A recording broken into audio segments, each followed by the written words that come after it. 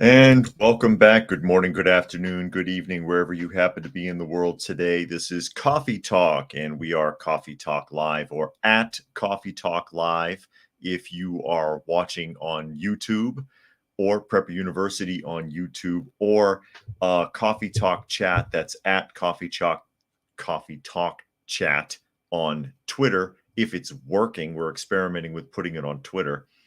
And then fistfulofradio.com. That's fistfulofradio.com, podcasting out of Atlanta Monday through Thursday at 4 p.m. Eastern Standard Time and Friday at noon. And for those of you who are able to see, naturally, I am surrounded by cats.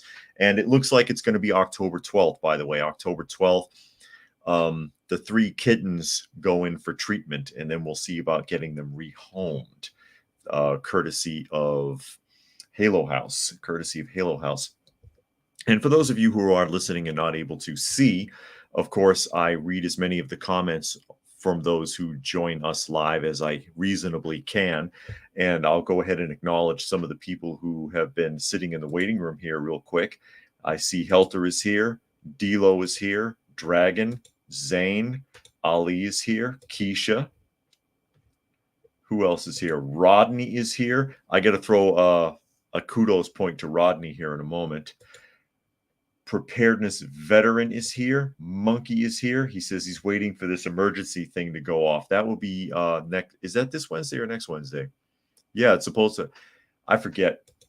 It might be this Wednesday. Lady Pop is here. Thanks for joining us. And of course, Monkey's making a reference to the national emergency broadcast that's supposed to go over the phone this week. RL30 is here. Armored Ghost is here. He says the emergency alarm goes off anytime someone votes for Trump. Oh, is that what happens? And anyway, Rodney reminded me when we were talking the other day, before we get on to the news here shortly, reminded me the other day that the film that I could not remember the name of, it was Panic in Year Zero. Panic in Year Zero, which came out in 1962. Very, very highly recommended prepper style post-apocalyptic, I guess you could say, film. 1962, well done. It's one of the few prepper-style movies that you're going to see where the guy in charge isn't a complete bumbling moron who's run over by females all over the place. He, without giving away too much, if you've never seen it, Panic in Year Zero, I recommend it. Bombs drop, and a switch flips for dad, and he goes straight into survival mode. Me and my family and nothing else. And he only makes one mistake really in the film, and it's because his wife got in the way. And it came back to haunt them and other people later, that mistake. But he took her aside and explained it to her. He said, "You trying to get us all killed? This, and this is going on. This, and this is what needs to be done." And she was like, "Okay, I get it now," and did not bother him again. It's really an excellent film. Dilo says he loves listening. Thank you. Much appreciated. Much appreciated.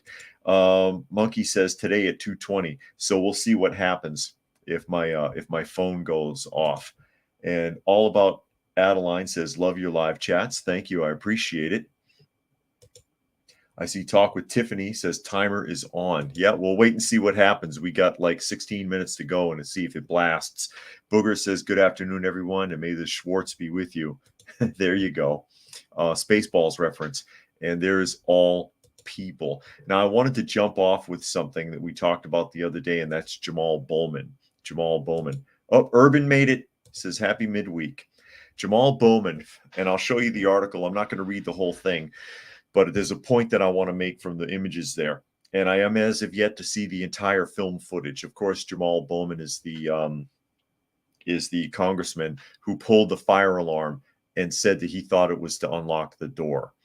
And if you or I did that, we'd be sitting in jail waiting to get crushed in court, whereby we would probably spend 10 or 15 years in prison. But it remains to be seen whether or not charges will even happen for this guy.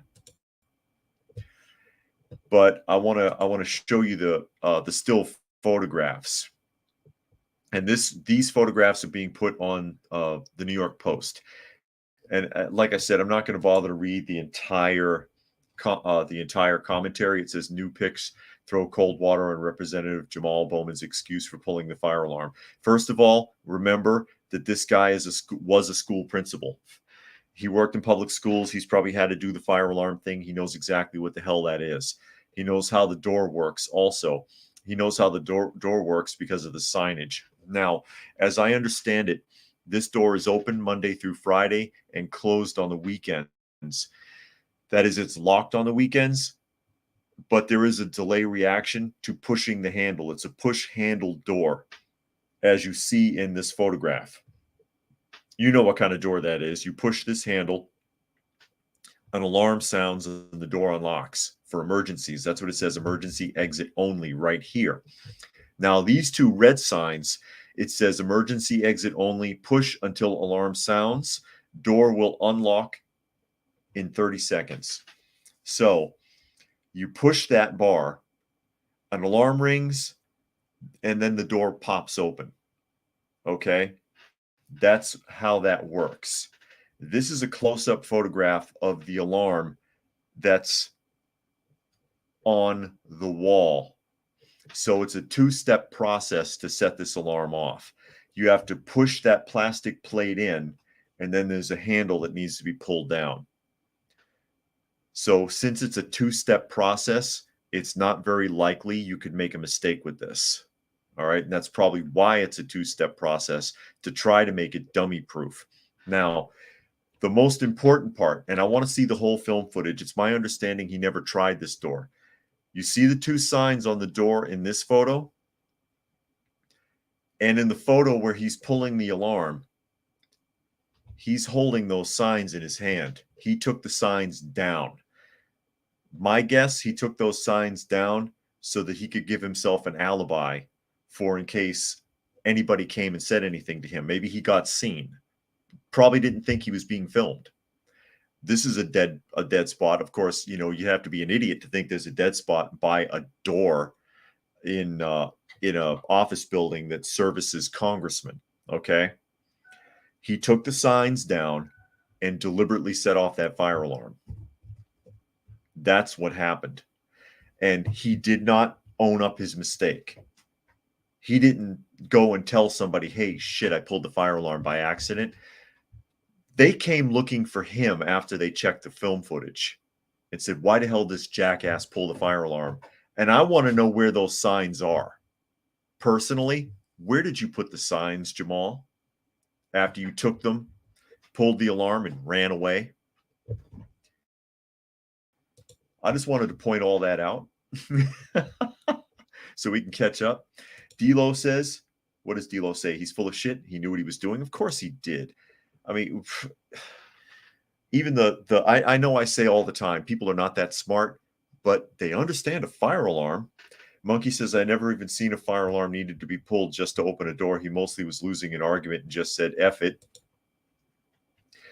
So it's an emergency door. In that case, he knows what he did if that were to be the case. Yeah. Emergency door only. And like I said, it's usually unlocked on the weekdays and locked on the weekends. And apparently everybody who works in that building knows this. Urban says, time to do a honeypot sting on him, get him drunk and record him admitting he meant to do it. Where's James O'Keefe these days? No kidding. And Stefan says, what's up? Stefan's joining us today. Rodney says Jamal will be protected by his Democrat colleagues. His intent was to disrupt the voting going on at that time. Correct. I believe that's absolutely what he was doing. And it's all just excuses. But you can clearly see from those two still shots, there's the signs, and then they're in his hand. He removed the signs and he's holding them. They're gone. So what the hell's up with that? Plus, again, fire alarm, two-step process to activate this fire alarm. And there's no way you can mistake what this is, especially having experience with it, having been a principal, a school principal at one time. He's a complete fraud. He's not telling the truth. It remains to be seen if any action will be taken. Because, again, if it was you or me, you'd be looking at 10, 15 years. They would burn you. They would January 6 your ass, as they say. Armored Ghost said Washington, D.C. might as well be hostile foreign country, and that even Hank Johnson didn't do this. Yeah. Monkey says, I bet if a Republican did it, the FBI, CIA would have been on their ass. Yeah, Secret Service. They'd put them in a hole somewhere, bury them. And then Savage said, I know what those are. We never pulled one in high school. Yeah, exactly. There's no way that you can talk your way around that in any form that's plausible. Oh, I thought it was going to activate the door. No, that you did not think that was going to activate the door, Jamal. That is a lie. That is a lie. And Monkey says, Democrat, nothing or just a slap on the wrist. It's nothing or just a slap on the wrist. And then Ali makes the point here, removing emergency signs is just as bad as well as pulling the alarm. Correct. And again, those signs only go up there on the weekends because that's when the door is closed. So somebody in the maintenance staff puts those signs up and takes them down. So the people know, okay, it's not accessible right now, probably after hours and on the weekends. Those signs go on that door. Push the handle, an alarm will sound, the door will unlock. Real simple. Real simple. But he's going to make it complicated with a really brainless lie. If you're going to go through that much trouble to do something like that, at least formulate a plausible alibi before you get going. Seriously, Donna says nothing happens to Democrats. Wait and see. Yeah, Inspector says, y'all ready for the end of the world with this emergency alert? Yeah, well, we're waiting on it. We're waiting to see. I know I got my my phone sitting here. I wonder if I should just shut the damn thing off so I don't have to hear it. Well, I'll see if it goes off. I'll see if it goes off. It's sitting right here as they encroach on my life with their emergency alert system.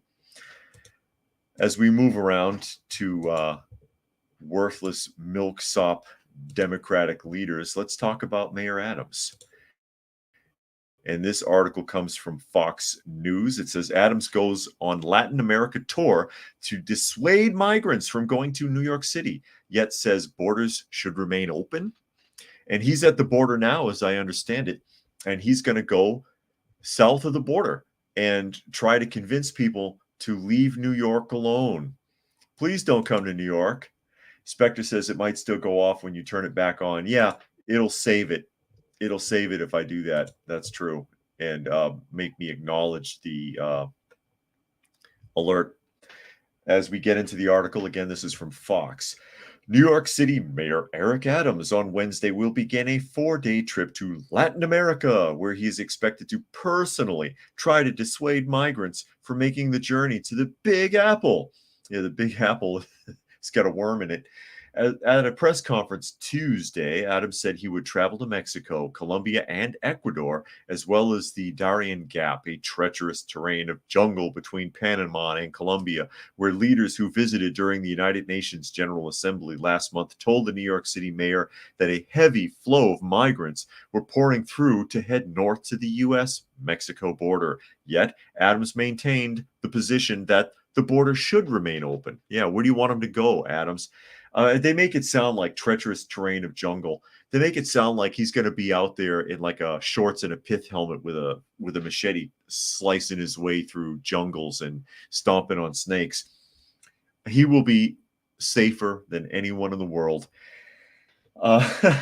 Continuing on, we believe the borders should remain open, Adams told reporters Tuesday. That's the official position of this city, but we've made it clear that there should be a decompression strategy that we could properly deal with the volume that's coming into our city, and no cities should have to carry the burden of a nation of the national government.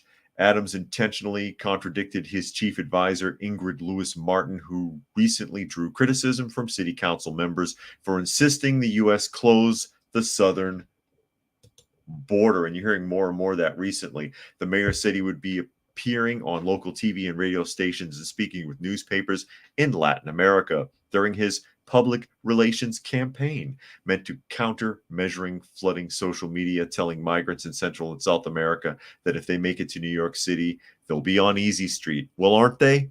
Aren't they, Adams? And isn't that your fault? And aren't you trying to rescind right to shelter law to make sure that they can't do it anymore? Isn't that what's going on? And you're going to, on the taxpayer's dime, go to South America and cry and whine and ask them, please don't come, like they're really going to listen to you. Like they really are going to listen to you. Where are we here?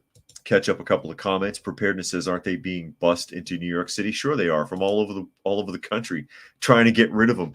Most of them want to go there anyways because they know they're going to get a sweet deal. Urban says somewhere in socialism writings or Solzhenitsyn's writings, I recall a paragraph on the purpose behind ridiculous leftist lies in the face of logic. It's meant to humiliate, not convince. They laugh at us in our faces. Rodney says Democratic leaders want open borders as long as the flood of illegals go to Republican states. And that's really the problem because, again, we got Mayor Adams going from laughing at and mocking states like Texas. Ha ha, you're pathetic. You can't manage your immigrants. You can't manage the migrant crisis. But then when it's on his doorstep, he's trying to rescind laws and taking trips to Latin America. Monkey says, what is a mayor expected to accomplish? He isn't going to sway someone from not wanting to immigrate illegally. No, he is not. Bam says, yesterday had a power outage. Checked my dumb phones. Guess it wasn't an EMP. No, it was not. Savage says, I have my phone. I practice and have fun in my cave. But in my real life, I'm so on the grid, I could be drone struck. No kidding. And the Jericho says, Safari Man. Yeah, I know. He's out there with his 308 hanging off his back, and he's got his machete and his 44 caliber revolver and his shin guards to prevent snake bites and slicing his way through the jungle. Hey, amigos, don't come to New York. Donna says, where will Mayor Adams tell them to go if this is the question? Well, to America, because he wants the border to stay open. Dragon says, vacation disguised as work duties. There you go. Charge everything to the company card. Adams racking up those frequent flyer miles. And Monkey says, plus the Democratic leaders in Chicago are fed up with the illegals. Yeah, they're whining too. Thought they wanted to be a sanctuary city. Guess they can't do it. Helter says Adams is doing everything except the one thing he should have done a long time ago, and that's grow some cojones and stop giving them free handouts. Illegals will not take no for an answer. Excuse me. And Nostalgic Pod Blast is here. He said his phone is turned off. A lot of people said that. Mine is still on. I want to see if it works. Urban says that was a valiant effort of pronunciation. I tried. Tom E is here today. The Jericho said the way these articles make politicians out to be some hero we all didn't want is outrageous. Well, again, Monkey says he got the test. Well, I didn't get it yet. Helter says emergency alarm just went off. Keisha got it. Everybody's saying they got it. I didn't get it. Nostalgic says emergency broadcast system weekly tests that knock out every channel on my TV. Yeah. Just got the alert 2 minutes early and got the text. I haven't gotten anything. No.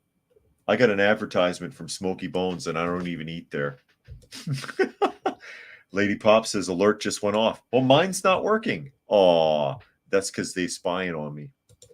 Yeah, that's a great point that was made about how they want to make a hero out of these people, these politicians, these mayors, these senators, these representatives, governors. They want to put them on a pedestal, make them a hero, give them trophies, talk about how wonderful they are and how innovative they are and how much they've accomplished and all this other stuff. And all anybody wants them to do, once again, is their damn job. Can you please just do your job? Can you please just do your job? That's all we want. No, we can't do that. We got to try to get into the history books and make up the stuff that we're in there for, because nothing that we're doing is really that important or that interesting.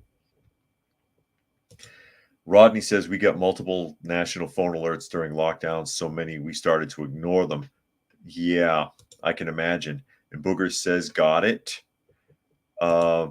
Preparedness says, I haven't been selected. No, that must be it. No, it hasn't rung. It's sitting right here.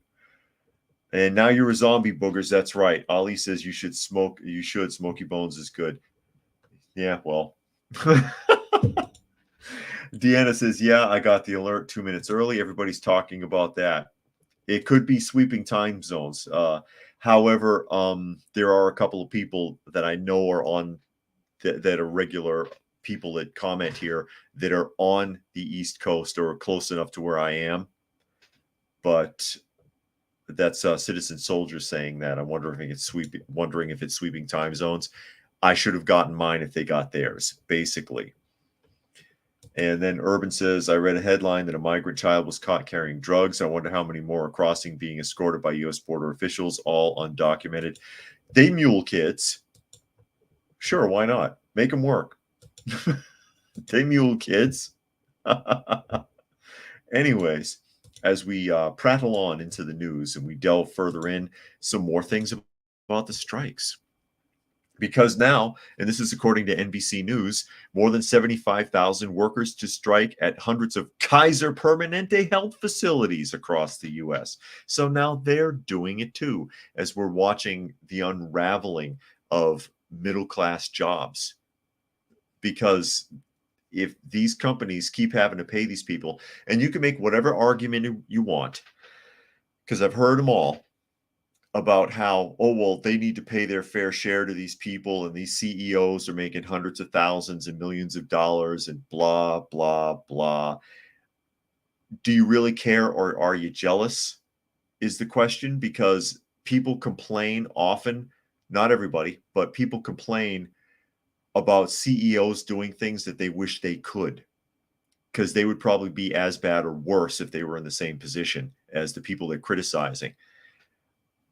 Bottom line is, these companies and these people made an investment into a company to get a company going to make more money. The workers did not make that investment, but the workers did agree to do a job. And a lot of these jobs that they're complaining about that we're seeing strikes on are actually pretty decent wages. Like with the longshoremen, and we talked about that yesterday. These people are making around $250,000 a year. And they're striking for more money, and their union is declaring bankruptcy? Give me a break. But now Kaiser Permanente is jumping on this too. All this means is that you're going to have more Zoom call for office visits, more automation, more AI answering phones. They'll find ways to eliminate these people so they don't have to pay as many. They're killing their jobs. Getting into the article, and again, this is NBC News.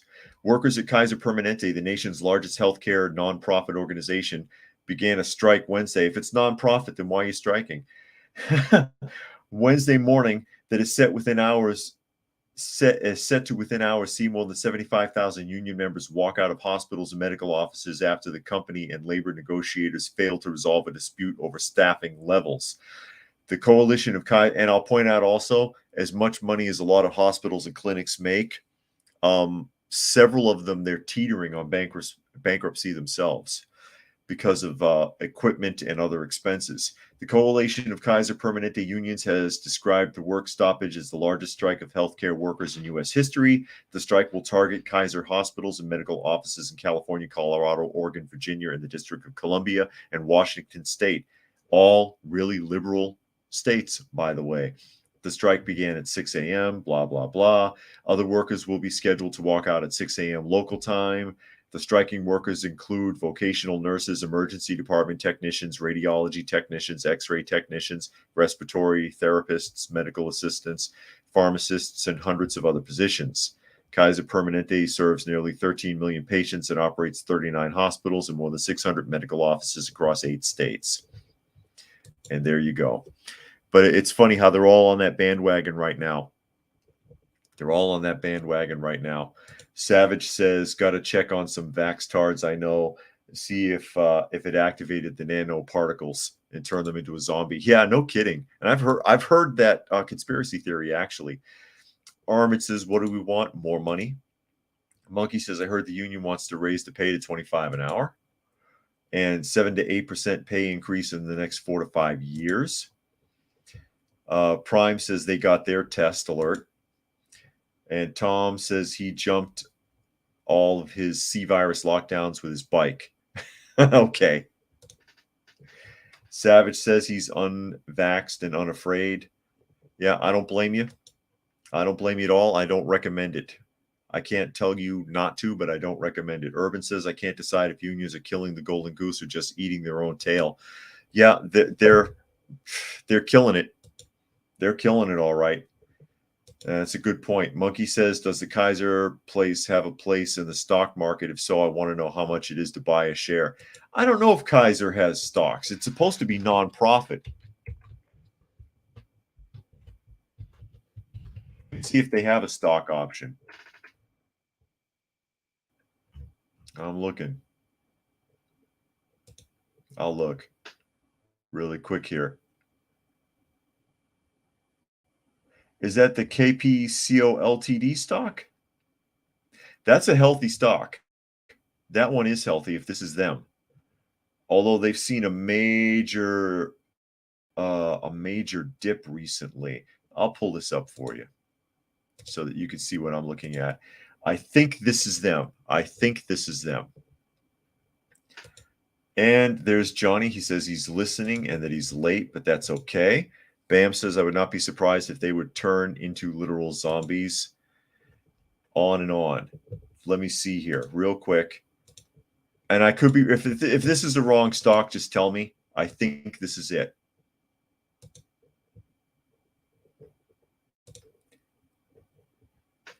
KP Co Ltd. Is this them? 652 a share. That's pretty good if that's them. That's pretty good. So if that's the case, they can definitely afford to hire more people. That's the 1 year. Let me look at the 3 year here. You gonna let me see it? Okay. They had a big spike. Oh, wow. I see what happened here. That's still pretty good too. So they usually around, that's actually low for them, 652. Because here you see at the 3 year mark, that was almost $800 a share. And it was dipping, dipping, dipping. And then, oh, look, there's your C virus spike. Big jump on the C virus spike. $2,940 a share at its peak during the pandemic. Holy crap. That's amazing. And then after the pandemic, when lockdowns ended, now it bottomed out. And it has not risen yet to where it was before the pandemic at 652 a share. But man, that's a crazy spike. That's insane. That's when you sell right there. And you see a lot of people sold it when it almost hit 3,000, because then within a month it dips to 2,050. I mean, it's still a healthy stock, but they still have not recovered to fully to pre-COVID numbers. If that answers your question, I think this is the right one. If it's not, let me know. Let me know. Tom P says C virus is a military weapon. And Dragon says, what you don't see are any of the millions of migrants with work permits who could do these jobs and run circles around most of these people. Yeah, because they won't complain about them. They won't complain. They'll just do it. Helter says, I'm not impressed with the attitude or work ethic or efficiency or professionalism of the Kaiser support staff. Get some people that know how to work and are grateful to have a job. That's kind of the point. They can be easily replaced. They can be easily replaced with some basic training. And they don't appreciate what they have. They don't appreciate it. Most modern workers don't. They all think they deserve more. It would be nice to have more. It would be nice to have more, but do you deserve more? I don't think I ever complained about pay anywhere I was, because you knew what you were getting into when you got the job. Even when I used to do the UPS videos, What was my number one complaint? It wasn't the pay, and it wasn't the labor. It was very labor intensive. The problem was that they were not honest with me. They told me I would get training that I never got. They told me I would never have more than 3 trucks, and I had 5 every day. They told me that I would stick with my station, and I would be in 2, sometimes 3 different locations in a shift. They would put me unloading trucks in the dock, and then they would put me to the air transport, where you would have to unload the stuff that came off the planes, which is actually a backbreaker. It's tough in there. And then I'd go to my station, it would be torn to shreds. And then and they'd try to write me up for packing that station if there was an issue. No, they were not honest. And then pay, I don't know if I ever talked about that. The kiosks had a mega line every Friday with people checking their pay stubs on the kiosks to see if there was a mistake, because there frequently was mistakes with the pay. Monkey says, I have a feeling it's not them, but I'm looking. Okay, yeah, if please do, because that's what I found when I looked it up. Nostalgic says, no air conditioning in the truck would be my complaint as a UPS driver. I didn't drive, though. I worked in preload. So there you go. And yeah, do look that up. If that's not them, let me know. But that's what I found. But Kitty, don't do that. Don't do that, okay? As we get ready to move into the next topic.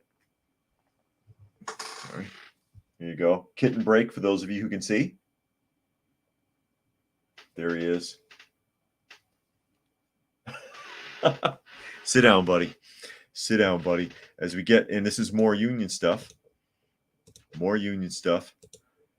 And it's supposed to be a survey. And you know how I feel about surveys. You know how I like to pick surveys apart because they are wildly inaccurate and can be exposed. And this is from Wealth of Geeks.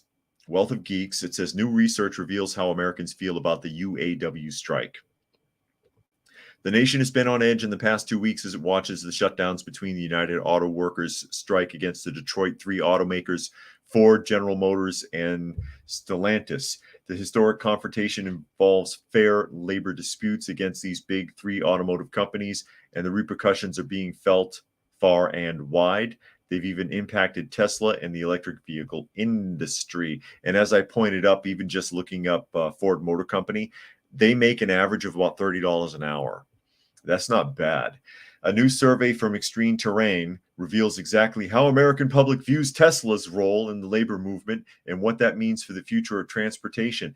And here's a unique objective right here. Normally, I have to backtrack and look up this data. They actually tell you how many people they interviewed. In this survey, 1,013 American car owners participated, with 33% owning vehicles from the brands involved in the UAW strike. So strong support for UAW objectives. Nearly 4 in 5, or roughly 79% of participants, said they support the strike's goals. Okay. So let's go ahead and tear that up. And I'm grateful they actually showed the numbers this time. Most articles never show you the data, and I would have to go to Extreme Terrain and look their data up and show you. But they show you the numbers right here. You talked to, or you did like an online survey with 1,013 car owners, of which only a third of them actually own a car made by someone involved with this union. And you're taking 79% of participants as an example that roughly 80% of Americans are supporting the strike. You see how they okie doke you? Did they interview you? Could they at least have narrowed their interview to people who actually bought a car from one of these people, from one of these services, from Ford, from General Mills, from Jeep Cherokee? Isn't Stellantis Jeep Cherokee? 1,013 people of which only 1/3 of those, so 335 at 33%, 335, 336 of 113 people agree, and that's supposed to be the entire country. You got to love the way surveys work. Cruising says arrived just in time. Baki is here. He says little lion. Yes, he is. He's a little lion.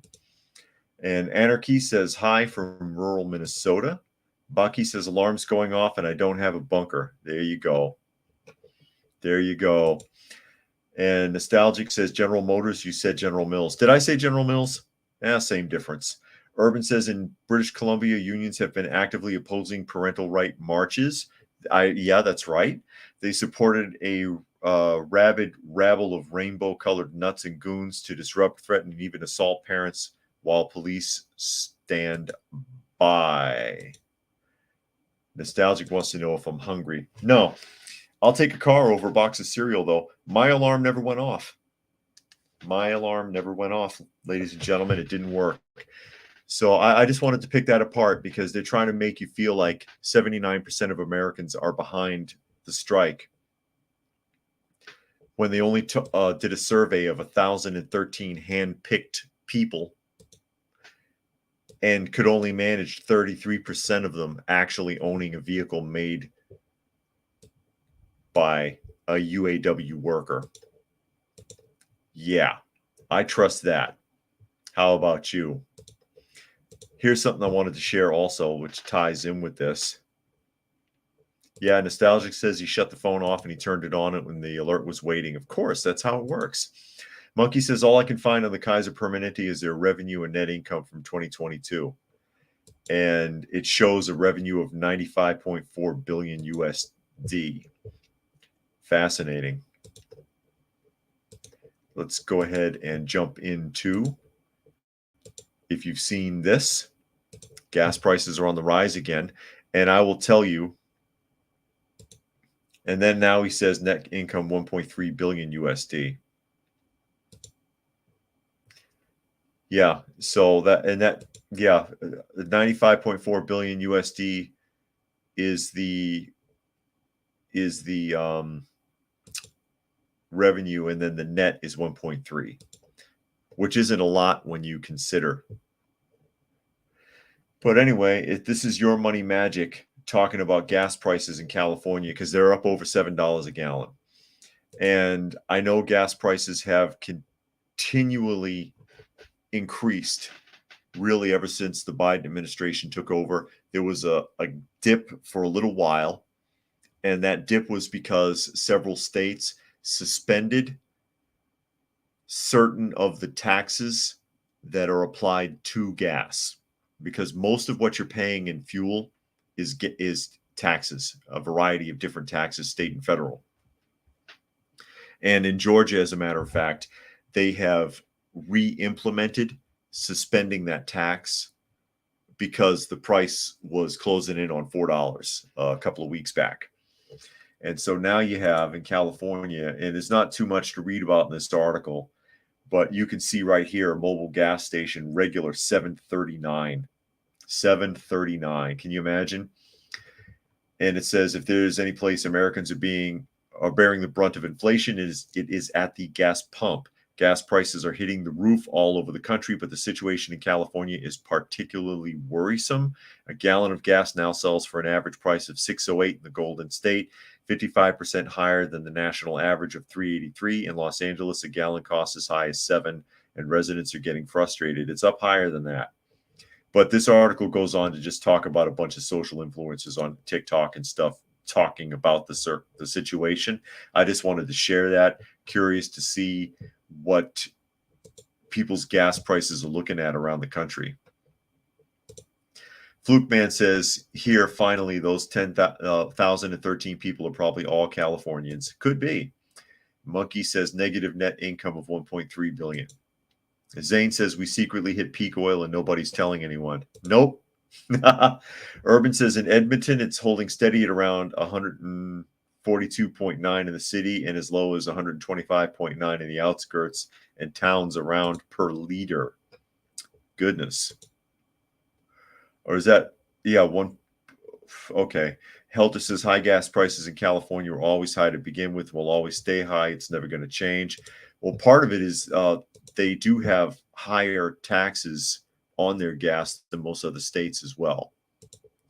I just wanted to share that real quick as we shuffle along through the news for the day. And we've got a confirmation here. Eric says, "Yup, I'm in LA and I've seen it at 8, thanks to the snake oil salesman Gavin Newsom. Gavin Newsom, the governor of California." Moving on to another nuisance, Pope Francis. Pope Francis, who has done probably the greatest disservice to Catholicism in decades, and that's saying a lot. Baki says California seems to be turning into Gotham City, but sunny.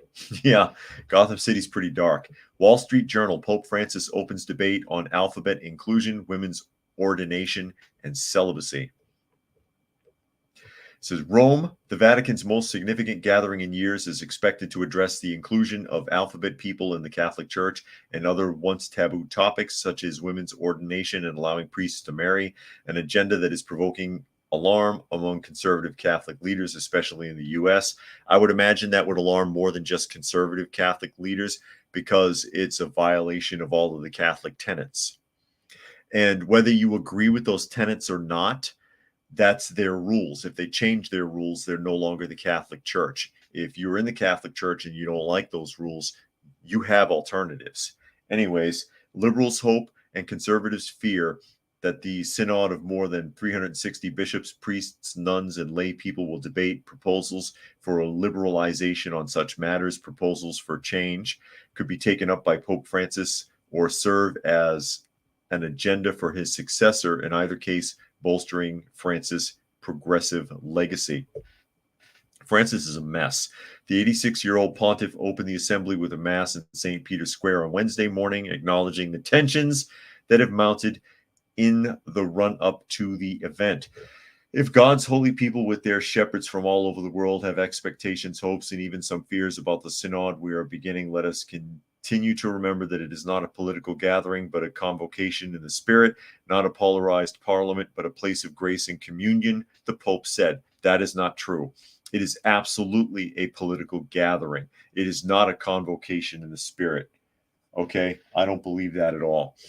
You're making political decisions to try to draw people into your failing church. That's what's going on. All right? And that's all he's done from day one, talking about people and climate change and talking about LGBT rights and this and that and the other. That's his agenda. That's what he wants his legacy to be. And because the Pope is considered to be the vicar on earth, that gives them the concept that they can make decisions on behalf of God. That's the problem with Catholicism, is that they think they can make those decisions, and it puts them in a position of being able to make changes. And again, you don't like what's in the Bible, you have alternatives. You can go somewhere else. But this is not the first time. Sunday worship is a great example. The Sabbath is not on Sunday. Biblically speaking, the Sabbath starts Friday at sundown and continues until Saturday at sundown. Ask anybody who's in the Seventh-day Adventists. That's why there's a splinter group of the Seventh-day Adventists in the first place, because they recognize that and they showcase that because they actually believe that the Pope and the Vatican is part of the Antichrist agenda towards the end of days, if you will, partially because of that change, because in their eyes, the Catholic Church has provoked people to sin unknowingly by changing the Sabbath day in an edict over 100 years ago. We don't want it to be on Saturday anymore. We want it to be on Sunday, and the Pope says so, so here we go. The Catholic Church did that, and they acknowledge that. And they think they can just make changes like that that are not necessarily biblical, and people don't know any better. Stacy says, what do you think about the FEMA alert? It happened over here already. It's just a test. I don't think it means anything. Mine didn't work though.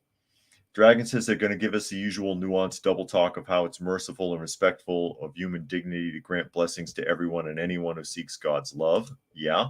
Cruising says allowing priests to marry seems like a good change. The tenet against priests marrying wasn't even a thing until the 12th century. And that's another point also. Cruising makes a good point. If they allow priests to marry, they'll just be reversing one of their previous decisions, because celibacy was never really a requirement. Nostalgic says, I converted to being Catholic on Easter 2018 and regretted it when the stories of decades of horrific misdeeds towards children in the church hit. Okay. And that Pope Francis is a disgrace and a commie pope. Urban says, now we'll have 2 extra denominations. There'll be Catholic binary and Catholic non-binary. Oh, God. You make a point, though. Bam says, I would still not let any small boys close to a Catholic priest. Keisha says, include more kinds of people equals more money. And that's why a lot of churches have pandered to this, because they weren't filling the pews anymore. So they opened their doors to anyone. And then those churches became only for anyone. And then they still can't fill the seats. That's what happens. Nostalgic said, remember when Pope Francis hit that woman's hand? I do remember that. And he thinks that Francis is probably in the alphabet community himself. Keisha says, if you're in Israel, stay close to your hotel on Friday, because Friday afternoon it's impossible getting a cab. Everyone observes the Sabbath. Everything shuts down. That's correct, because they're very strict about that. Nostalgic says cover-ups and moving perp priests around the world to protect them. And that went on for decades until they were exposed. Sinead O'Connor, one of the first to step forward, and it cost her her career. Helder says the Catholic Church is not a democracy. The interpretation of Scripture is not done by lay people. And Johnny says that's the problem with most all religions. The leader makes decisions in place of God when it's really most of the time the leader's personal preference or political leanings. That's true. And that's all it is. And that's what he's doing. And he's very radical, even for a pope. He's very radical. And that's all it would take, is for him to decide, I'm Christ's figure on earth, and I say this and that. I think everybody should wear earrings made out of eggs to celebrate Easter. And now it's on the books. Something crazy. I know that's a big exaggeration, but that's all it takes. And it's been done several times, as Cruising pointed out with the priests being celibate. And as I pointed out with the celebration of the Sabbath day being on Sunday for Sunday worship. And that's not biblical either. They changed it. They changed it on purpose as we shuffle along through the news. And it's unfortunate. And this is one of the reasons why people don't like Catholicism. And the people that do like it being staunch. Like a lot of people in South America, even though many people in South America mix Catholicism with a lot of pagan practices. But, that's neither here nor there, because a lot of things that are done in Catholicism are pagan anyway. Praying to saints and worshiping Mary and reciting the Lord's Prayer over and over and over again. And the Lord's Prayer, of course, is not an actual prayer. It's a model. This was Yeshua, Jesus, saying, if you want to pray, here's a format that works. Try doing it like this. Not that you should repeat it over and over and over again. That's a mantra, which is not biblical. I mean, I could go on and on, but you get the idea. Bulldozer says, I'm really late for lunch talk. Well, at least you made it. And of course, this should be saved. Again, Coffee Talk or at Coffee Talk Live on YouTube, or Prepper University on YouTube, and experimenting with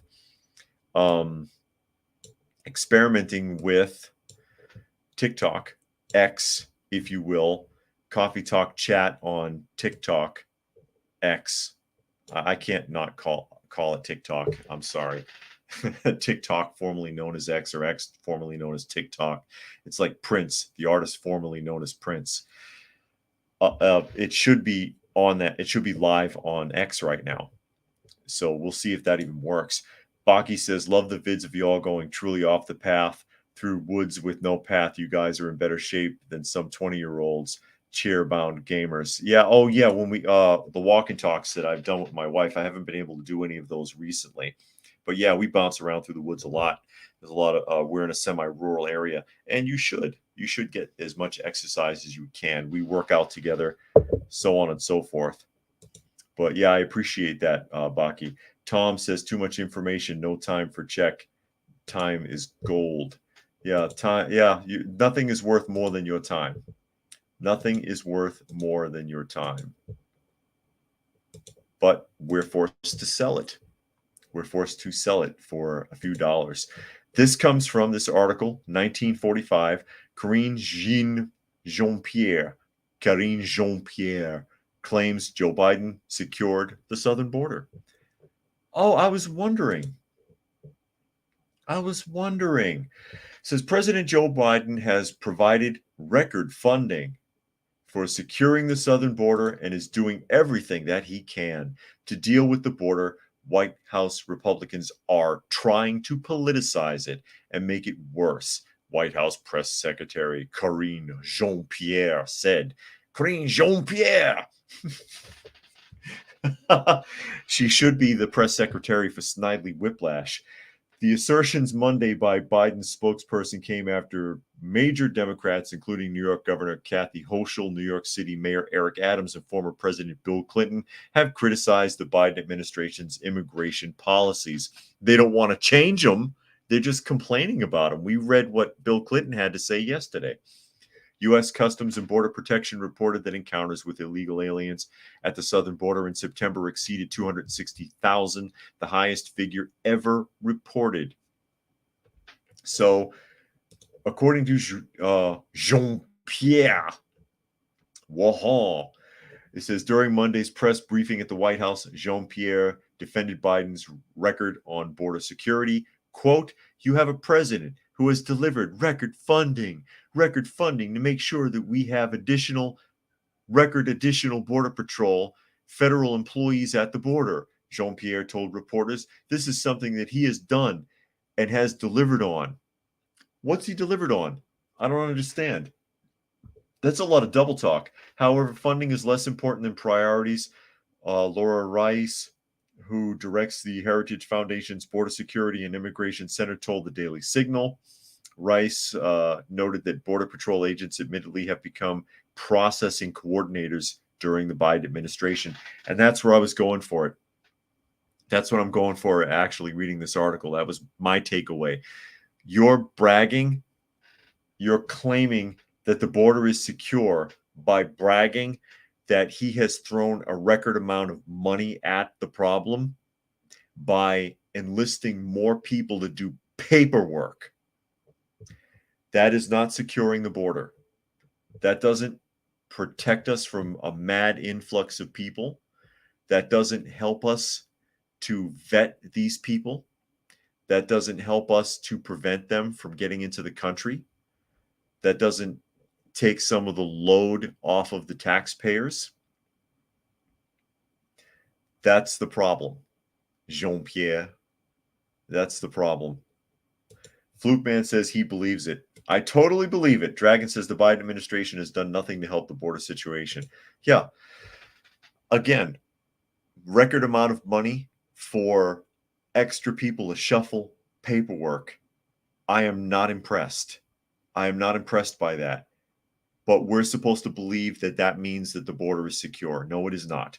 The border is out of control because you have allowed it to get to that point. And I get it. That's her job. Her job is to do damage control and cover for the president and make every turd that he drops look spit and polished. Here's my turd, Jean-Pierre. Polish this one up for me. And she gets out that shoe shine kit and buffs it up for everybody to make it look as clean as possible, but nobody believes it. Nobody believes it.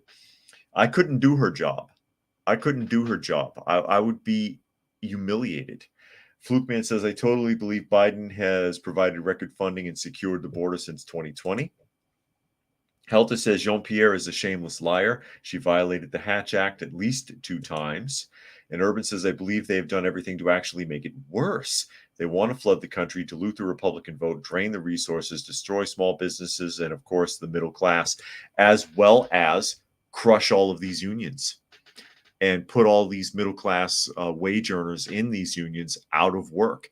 Again, looking that up, the average dock worker was already making $250,000 a year. Granted, that was before taxes, but damn, now they're making $270 average.